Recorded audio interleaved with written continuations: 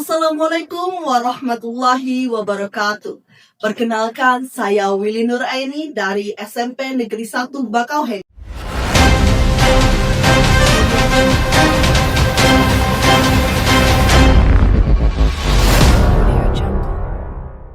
Selamat siang pemirsa.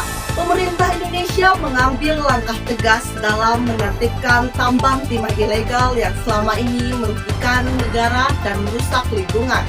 Penertiban besar-besaran ini tak hanya berdampak di dalam negeri, tetapi juga mengguncang pasar logam dunia, terutama harga timah yang kini melonjak signifikan.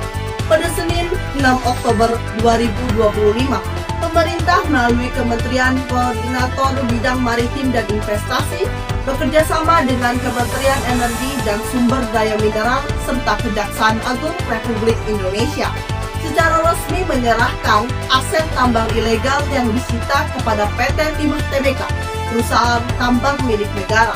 Penyerahan dilakukan di Pangkal Pinang, Provinsi Kepulauan Bangka Belitung, wilayah yang dikenal sebagai salah satu pusat tambang timah terbesar di dunia.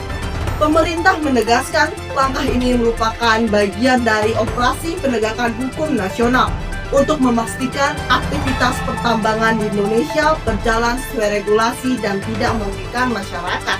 Dalam beberapa tahun terakhir, tambang ilegal di Bangka Belitung dilaporkan telah menyebabkan kerusakan lingkungan yang cukup parah, seperti pencemaran air dan hilangnya lahan produktif warga.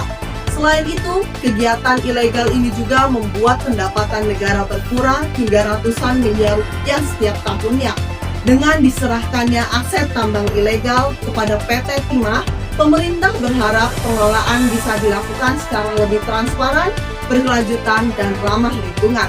Di sisi lain, dampak langsung terasa di pasar dunia. Harga timah global melonjak hingga 30.000 US dollar Amerika per ton. Karena berkurangnya pasokan dari Indonesia yang merupakan eksportir utama logam tersebut, kondisi menunjukkan betapa pentingnya peran Indonesia dalam rantai pasok industri logam internasional.